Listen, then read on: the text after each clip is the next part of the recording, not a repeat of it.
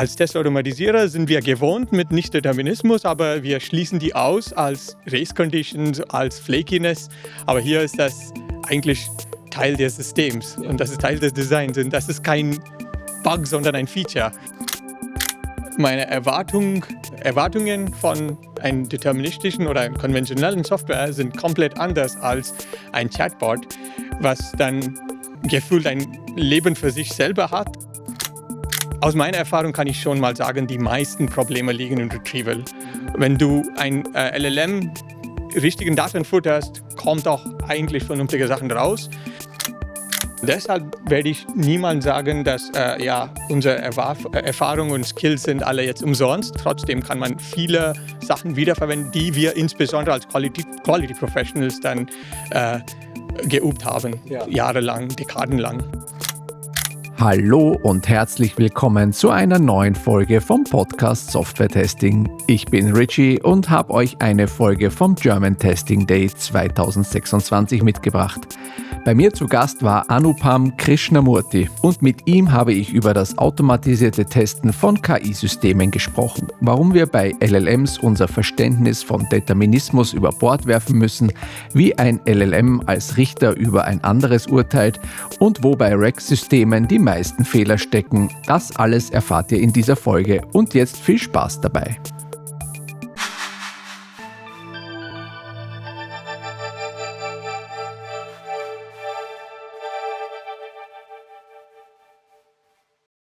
Hallo Anupam, schön, dass du da bist. Ja, ist schon, dass ich hier sein konnte. Danke. Ja, ich freu mich total. Du wurdest mir auch empfohlen. No pressure.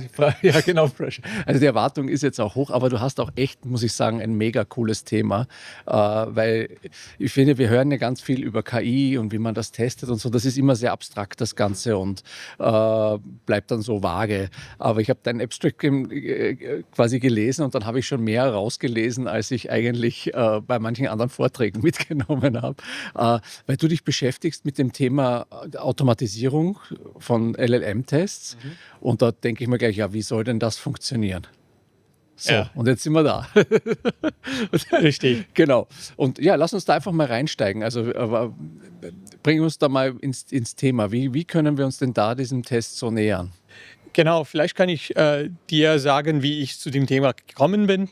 Letztes Jahr habe ich ChatGPT als Nutzer schon mal viel verwendet, aber ich war neugierig, was wird passieren, wenn ich ChatGPT als Testobjekt nehme und anfange zu testen.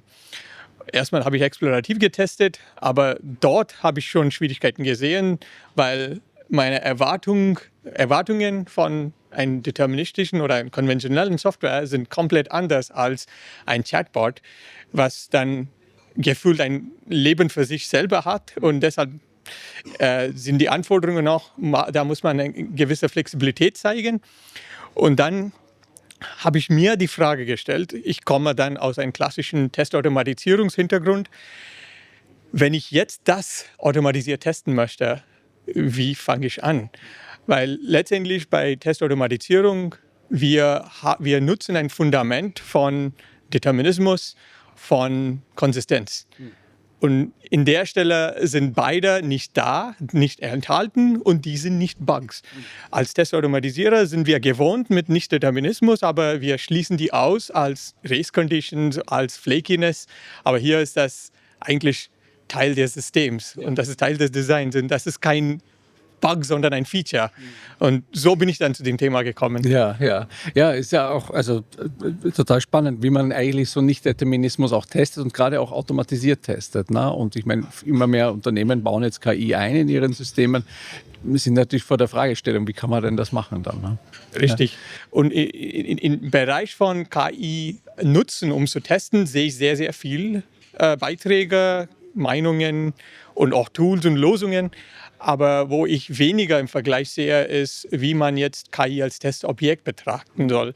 Und zwar, ich glaube, unsere Anwendungen werden mehr und mehr KI-Bauteile haben. Jetzt sehen wir schon, bei Jira und so weiter gibt es dann einen KI-Anteil, und das gilt eigentlich für jeden großen Consumer-Tool jetzt. Und ja, dann müssen wir auch uns beschäftigen mit automatisierten Testen von diesen Lösungen, weil du kannst nicht immer abhängig sein von einem manuellen Domain-Expert, um die Sachen zu testen. Ja, ja. Ja, und wie steigen wir denn da rein? Also was brauchen wir denn, um das quasi auch automatisiert testen zu können? Genau, wir müssen dann erstmal einen Perspektivwechsel haben. Und zwar ursprünglich haben wir dann Vertrauen gebaut von unserem System durch Verständnis. Und jetzt kann das ein Paradigmenwechsel sein, dass wir in manchen Stellen nicht komplett verstehen, wie unser System funktioniert. Und das ist immer so gegeben, wenn man dann die neuronale Netzwerke hat in ein Machine Learning oder KI-Umfeld und wie man damit umgeht. Ein weiterer Ansatz, um Vertrauen aufzubauen, sind Guardrails und Tests und gewissen Evaluations, um zu sagen, ja, auch wenn ich mein System 100% nicht verstehe, wenn das in einer gewissen Bahn sich bewegt, dann habe ich eine gewisse Sicherheit, was ich nutzen kann. Und das Konzept an sich ist nicht neu, weil neuronale Netze sind nicht neu. Und die Machine Learning-Leute, die sind schon daran gewohnt, so zu denken und so zu agieren. Aber als Softwareentwickler und Tester müssen wir auch Methodiken entwickeln, um mit dem Thema so umzugehen. Ja, also wir brauchen zum einen den Perspektivwechsel. Das finde ich schon mal spannend, weil man sich auch davon lösen muss, dass wir es einfach nicht so deterministisch haben wie früher, ne? Wie wir jetzt damit vorgehen. Ja. Richtig. Und, aber ich kann noch konkreter angehen, also ja, ein Perspektivenwechsel ist eine Grundlage, aber trotzdem, das hilft mir nicht, um zu sagen, ja, was kann ich jetzt umsetzen? Jetzt habe ich ein System vor mir. Und zwar, man kann dieses System in verschiedenen Grad von Komplexität runterbrechen. Und zwar zu sagen, das machen wir sowieso mit Testing. Wir haben viele verschiedene Arten von Testen, die dann die Anwendung auf verschiedene Abstraktionsebenen zum Beispiel testen. Und das auch kommt auch darauf an, was dein KI-Fall ist. Ist das Bilderzeugung, Bildgenerierung oder eher Testgenerierung? Deshalb muss man dann erstmal wissen, was für eine Lösung habe ich, weil letztendlich ist KI ein Werkzeug und dein Testansatz muss sehr an diesen Lösungen basiert sein, und zwar zu deinem Use Case. Aber ich kann vielleicht vorgehen mit einem konkreten Beispiel von Conversational Models. Und mit Conversational Models, die textbasiert sind, die beweisen sich immer dann auf einen gewissen Knowledge Base. Und diesen Knowledge Base kann man dann bewerten lassen durch eine Liste von Ground Truths. Die Ground Truths sind eine Handvoll Domain-Expert gewählter Fakten, die dann mein KI-Modell immer wieder zuversichtlich rausgeben muss. Und die muss ich als Grundlage nutzen, mit Frage-Antworten oder Testfälle dann zu berücksichtigen, dass sie immer wieder dann in einem gewissen akzeptablen Rahmen bleiben. Wenn ich das jetzt gemacht habe für ein Sprachmodell, dann die Art und Weise, wie dieses Sprachmodell verwendet ist, wenn das ein kundenorientierten oder Customer Service orientierten Chatbot ist, dann gibt es auch einige subjektive Sachen, die wir bewerten sollen. Und ja, wenn ich die Arten von die Qualifications oder Evaluations runterbreche, gibt es deterministische Sachen. Ich kann auch mein Chatbot immer wieder nach Fakten fragen und sagen, hey, gib mir diesen Antwort immer in ein JSON-Format mit einer gewissen Reihenfolge, alphabetisch zum Beispiel. Dann kann ich das sogar mit einem klassischen automatisierten Test asserten. Ja. Einfach mit PyTest oder ein gewohntes Testframework. Diese Art von Tests kann mehrfach geben, weil das ist schnell zu automatisieren und auch zu erstellen. Und dann eine weitere komplexere Sache ist, trotzdem faktbasiert, aber mit Freitext Antworten zu lesen, weil da gibt es eine gewisse Objektivität, die man dann nutzen kann und beweisen kann. Noch schwieriger oder komplexer ist dann subjektive Bewertung, zu sagen, hey, ist mein Ton und die Art und Weise, wie bin ich ein hilfreicher Chatbot jetzt? Sind meine Antworten präzis? Die Sachen zu bewerten sind nochmal komplexer und man muss immer nicht vergessen, die Adversarial Testing zu machen, sprich, weil bei Sprachmodellen insbesondere oder Generative KI an sich gibt es dann keine Grenze zwischen einer Anweisung in natürlicher Sprache und das Systemverhalten. Und das verursacht eine Menge von Sicherheitsrisiken, die man vorhin nicht hatte. Deshalb so zu runterbrechen und dann systematisch voranzugehen, würde ich empfehlen. Ja. Jetzt bei diesen einfachen, simplen Beispielen, wie du gesagt hast, da kommt ein JSON raus, das kann ich dann automatisiert prüfen. Da komme ich auch mit meiner normalen Automatisierungsverständnis ja noch gut mit. Das kriegt man ganz gut. Aber spannend wird es ja dann natürlich, wenn es in die Richtung diesen Freitext geht oder was du dann auch sagst, wenn es in diese subjektiven Tests geht. Wie können wir denn das in Richtung einer Automatisierung bringen, damit wir das eben auch automatisiert prüfen können? Richtig, eine sehr gute Frage. Ich glaube, da gibt es auch gewisse Ansätze von Machine Learning, aber der Ansatz, was heute sehr populär wird und noch an Popularität steigt, ist diesen LLM as Judge-Ansatz, sprich einen weiteren LLM zu nutzen, um unser System an der Test zu bewerten und dann ein Ergebnis zu geben, ob das in einem akzeptablen Rahmen ist oder nicht. Nichtsdestotrotz, also das wird viele Fragezeichen, insbesondere bei Tester, dann aufwecken, zu sagen, werden sie nicht den gleichen Blindspots teilen? Wie kann man sicherstellen, dass ein LLM-Judge das bewertet, was auch ein Mensch beurteilt? Und die sind zwar richtige Fragen, also im Prinzip klingt das simpel, Nicht-Determinismus und Judgment, das bringt ein LLM mit, dann kann ich das nutzen. In Praxis ist das sehr, sehr knifflig. Und man braucht analog zu einem komplexeren End-to-End-Test in unserem klassischen Thema sehr viele Sachen korrekt konfiguriert, damit das dann auch richtig funktioniert.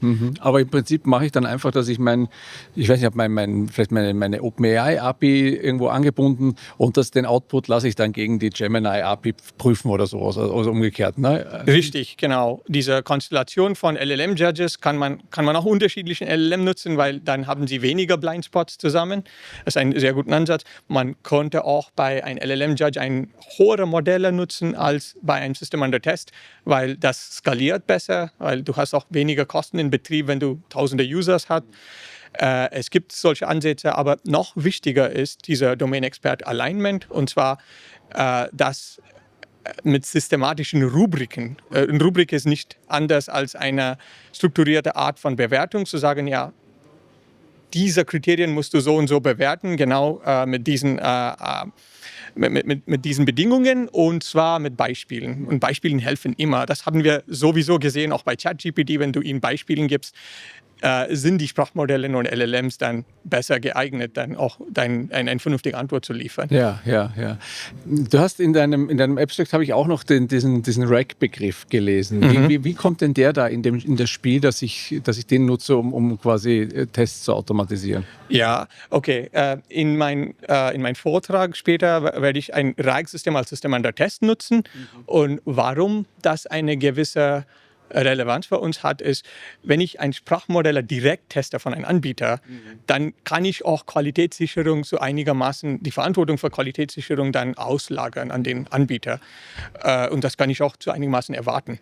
Aber wenn ich dann ein RAG-Modell nutze ich dann mein Sprachmodell als ein Bauteil und dann baue ich viel drumherum selber und dann bleibt die Verantwortung auch bei mir. Ja.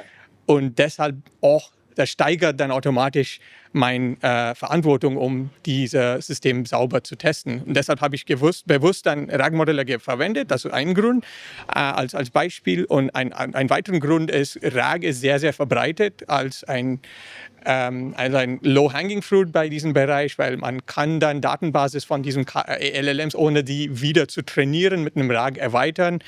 Und aus diesem Grund habe ich dann RAG als Beispiel genommen. Jetzt hast du ja natürlich, wenn du das als Testobjekt hast, du hast ja quasi das LLM, das Foundation-Modell von irgendwem oder so und dieses RAG-System. Wie kannst du denn wenn du das dann testest und judgen lässt, wie kannst du denn da feststellen, wo das Problem liegt? Na, wir wollen ja immer auch ein bisschen die Fehlerursache. Ist es jetzt mein RAG oder ist es quasi das LLM? Wie kann man das machen? Ja, eine berechtigte Frage, und dazu kommen wir nochmal bei diesem analytischen Ansatz, um das System runterzubrechen und dann zu sehen, um das Problem zu isolieren. Wenn wir RAG an sich betrachten, der Begriff ist Retrieval Augmented Generation, und dahinter steckt dann ein gewisser Retrieval-Prozess, wo wir relevanten Daten holen aus einer Datenbank, einer Vektordatenbank, aber trotzdem eine Datenbank und diese Daten dann zu einem LLM füttern, um eine Antwort zu erzeugen. Und hier können wir schon klar trennen, Retrieval und Generation. Und Retrieval hat in der Regel keinen LLM-Anteil. Das ist klassische Machine Learning, Methodiken wie Cosine Similarity, Similarity Search, Semantic Similarity. Und aus meiner Erfahrung kann ich schon mal sagen, die meisten Probleme liegen in Retrieval. Wenn du ein LLM richtigen Daten futterst, kommt auch eigentlich vernünftige Sachen raus. Und so kann man isolieren, zu sagen, erstmal das System runterzubrechen und gezielte Tests für Retrieval zu haben und dann wiederum für Generation und dann kann man isolieren, wo das Problem eigentlich liegt. Das ist total spannend, weil das machen wir ja im normalen Testen, sage ich jetzt mal auch, ne, dass wir das derzeit kleinern und schauen, okay, wo können wir vielleicht die Komponente testen oder wo dann das Zusammenspiel, um einfach die Dinge auch zu isolieren und isoliert prüfen zu können. Ja. Die Ansätze sind sehr, sehr ähnlich und deshalb werde ich niemals sagen, dass unsere Erfahrungen und Skills sind alle jetzt umsonst. Es gibt allerdings Unterschiede und zwar, wie man mit Nichtdeterminismus dann umgeht, muss man ein bisschen kreativ denken und kritisch denken, aber trotzdem kann man viele Sachen wiederverwenden, die wir insbesondere als Quality Professionals dann geübt haben, jahrelang, dekadenlang. Ja. Und jetzt, wenn wir dann nochmal auf diesen Nicht-Determinismus kommen, also für mich wäre jetzt irgendwie die erste Idee, ich führe den Test dann irgendwie 100 Mal aus oder sowas und schaue, ob ich dann irgendwelche Varianzen oder sowas drinnen habe oder wie macht man das dann? Genau, bei Determinismus sind wir gewohnt daran, also wir sprechen über grüne Pipelines. Und grüne Pipeline bedeutet dann, wir haben einen Unterschied zwischen Rot und Grün. Rot ist ein No-Go, Grün ist ein Go. Hier müssen wir leider dann eine schwammige Basis nutzen, zu sagen, hey, habe ich 90% Akzeptanz. Es gibt auch Kriterien, denn die bewegen sich dann mit einem gewissen Wert von 50 zu 100% zum Beispiel. Und dann kann man als Quality Gate sagen, ja, wenn das höher als 85% oder 80% ist, ist das für mich akzeptabel. So muss man dann ein bisschen umgehen mit einem gewissen Filter, einem gewissen Rahmen von Akzeptabilität und auch noch bei subjektiver Kriterien sowieso gibt es dann keine richtige also kein streng genommene richtige oder falsche Antwort. Und deshalb, man muss dann das kalibrieren mit menschlichen Experten, zu sagen, selbst bei dieser LLM-Modell zu bewerten, gibt es Studien, die dann verglichen haben zu Agreement Rate zwischen Menschen und die LLM-Judges. Und sie erzielen da 80 und 85% Akzeptanzrate, weil zwischen zwei Menschen gibt es auch nicht höher als diese Akzeptanzraten. Und deshalb muss man da ein bisschen flexibler angehen und kontextspezifischer angehen. Aber Context-Specific Testing ist auch nicht Neues. Ja, genau. Ja. Ich glaube, das ist auch so ein bisschen auch, was du sagst am Anfang mit diesem Perspektivwechsel, dass wir erwarten jetzt von der KI, dass es ganz genau antwortet, aber das tun wir Menschen ja auch nicht. Ne? Wir sind ja auch ein bisschen fluide in unserem Denken und das ist immer wieder ein bisschen anders und sowas und das müssen wir halt der KI auch da zugestehen, gerade den LLMs einfach auch zugestehen. Ne? Ja, und diese Erfahrung bringt uns sehr viel in Lagen, wo wir philosophisch nochmal reflektieren müssen, zu wie wir denken, wie wir auf Antworten kommen, was ist Korrektheit.